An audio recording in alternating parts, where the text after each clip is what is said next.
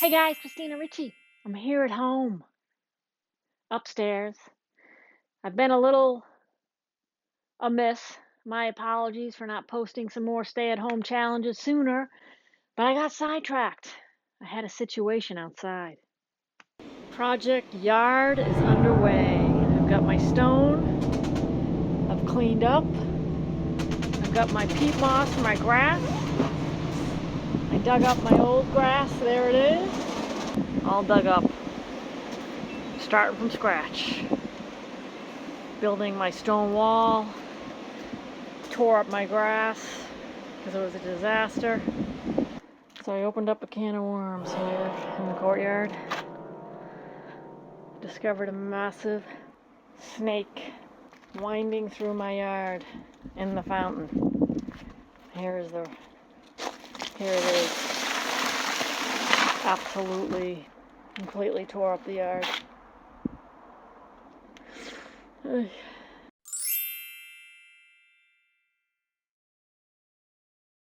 I'm back, and today we're going to talk about hips and terminology that different coaches uses, and I want you to be clear on what that terminology means, because essentially we're saying the same thing. All right, and then we're going to work on our foundation. This is good. This is what I like right here. Our core, our midline, our legs and hips. Got to get this rock solid, because guess what? We're moving that club at 75, 85, 95, 125 miles per hour, depending on who you are. And that's pretty darn fast. I mean, if you're going 85 on the highway, you're going to get a ticket. There it is, Sedona. All right, so we're moving that around our body. So if our core and our midline can't support that, and our shoulders and our glutes, we're in trouble. We're going to get injured. All right, so we really need to focus on this, and what better way to do it than right here at home? You ready? Let's get to it.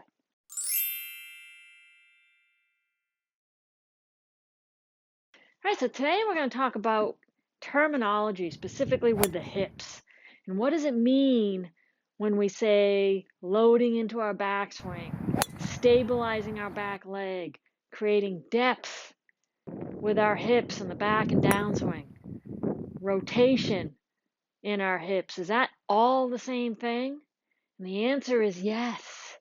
All right, coaches use different terminology, but we're all saying the same thing. All right, it's how you as a student interpret that. What resonates with you? What language resonates with you? That's the important part. The key is, I don't want you to get confused and thinking, well, that coach says you need to load into your backside, and the other one said, but I got to create depth with my hip. It's the same thing. All right, what we're doing is we're sitting into our back hip. That's another one. All right, so I want to know what resonates with you? All right, are we sitting into our back hip? Are we rotating into our back hip? Are we stabilizing our back leg? Are we creating depth with our back leg, our back hip? All right, what resonates with you? All right.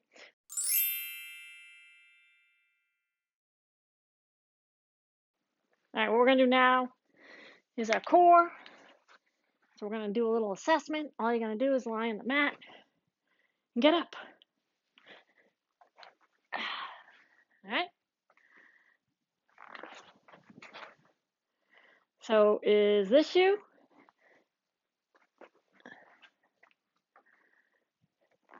Or is this you?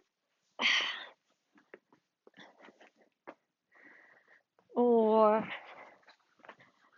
is this you? All right. Which one of those is you? All right.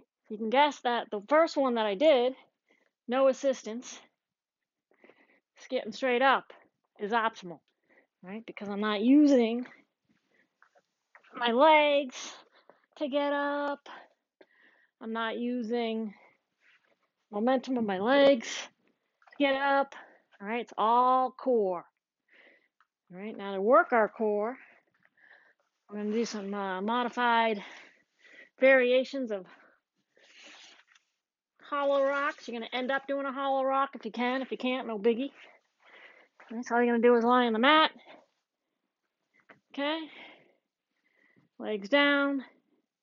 The first move, you're just going to curl your bottom of your rib cage into the mat. Just like that. And then back down. All right, that's it. So if you found that getting off the floor was tough, this is where you're going to start, right here. All right, so I'm really curling that rib cage down so it's really engaging this whole section. Go ahead and do 10 to 15 of those. That's super easy. Go ahead and curl up. Extend one leg. All right, that's super easy. Lift your arms.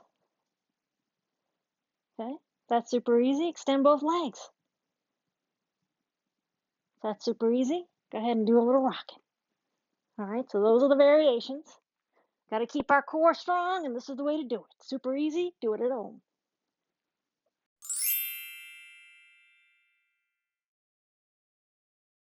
There are some key foundational things that you need to understand. All right, when we turn our hips, all right, we're not going to turn them level. All right, we're going to mirror our torso angle. So when we turn into our backswing, we have an angle with our torso. All right, it's pointing down towards the ball. So our hips should mirror that. You can see that there's an angle with my pelvis. All right, if you try to keep your hips level during the backswing, you're most likely going to be too flat with your torso. All right, because if you keep your hips level, one, you may not turn at all. Okay, I see this a lot. All right, so allow your pelvis to create an angle, and you're doing it by sitting into your back hip, creating depth with your back hip, loading. All right, it's all the same thing. All right, we are moving our pressure from front to our trail leg. All right, and we're creating an angle as we do it. So here it is. All right, just to simplify. All right, what I'm not doing is keeping a lot of knee flex and keeping my hips level.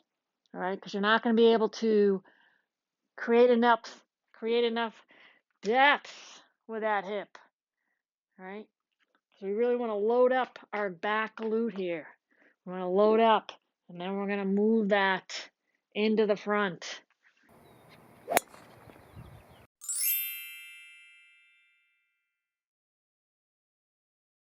All right, the next thing we're going to do is we're going to sit down, we're going to have a seat, and then we're going to get up. All right, so all you're going to do is stand up.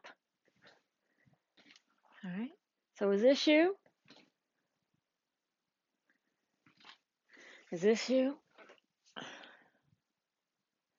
Or is this you?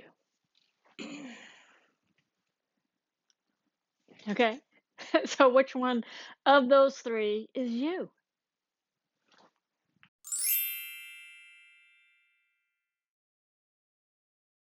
All right, so the next thing we're going to do, easy assessment, is we're going to walk up some stairs. All right, we're going to find out your walking up the stairs pattern. It's going to tell you a lot about your core and leg strength just by walking up the stairs. So let's get to it. And these happen to be extra fancy because they're curved. All right, so you're going to let me know, you're going to let yourself know which one. How are you walking up the stairs? Are you walking up this way? Or is this you? Is this you?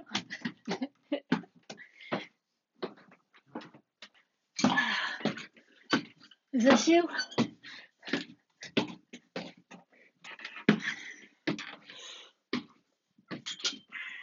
Is that you? All right, so finding out what you are is really important. All right, ideally, we want hands free, torso tall. All right, ideally. All right, so if you found that walking up the stairs was challenging, all you're going to do is walk up the stairs with a focus on keeping your torso tall and driving up through your heel. All right, torso tall, driving up through your heel. All right, that's it. If that's super easy for you, let's go load it up. Let's add some weight. All right, and you're going to elevate your arms a little bit. All right, so this really targets your core because you got to be upright. All right, so your hands are high. Stay tall. Now by placing the weight here, you're forced to use your midline, your core more too. That's why I like it. Let's load up with a 50-pound sandbag. Part of my yard work. Now this is hard. 50 pounds up the stairs, curving stairs. Holy moly. This is good. This is what I like right here.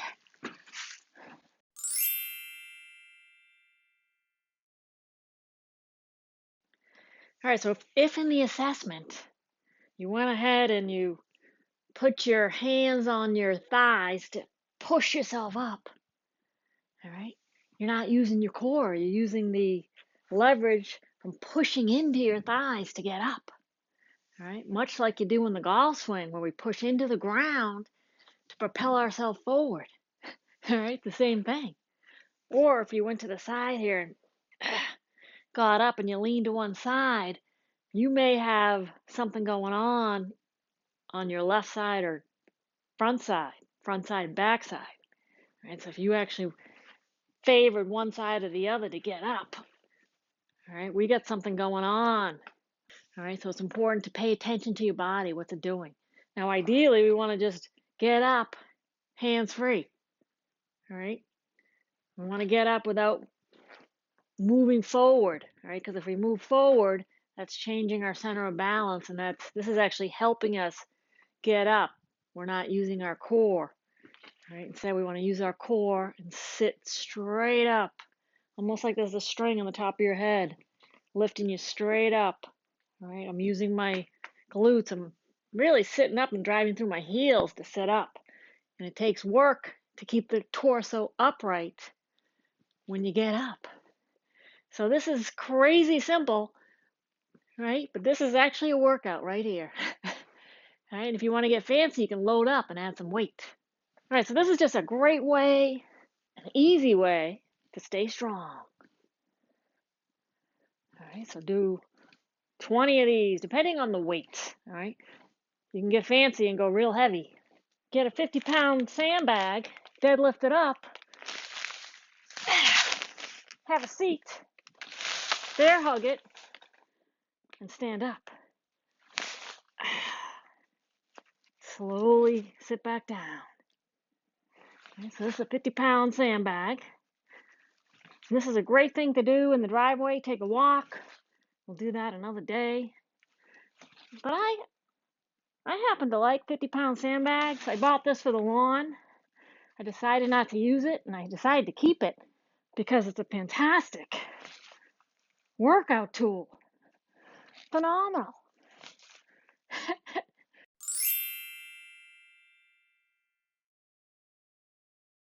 So you guys like my club today? It's my Wonder Woman sword.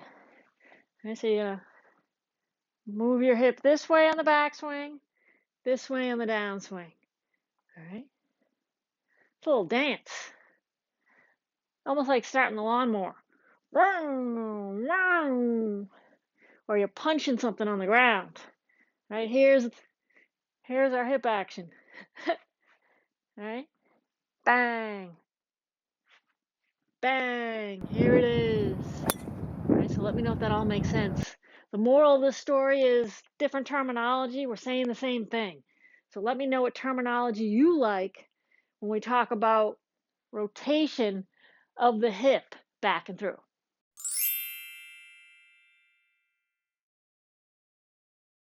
So I'm happy to report that Project Yard is now complete. Everything is redone, dug up and redone, rebuilt from the ground up. My wall's done. I've laid rocks down. I've added some creative flair. Quite pleased.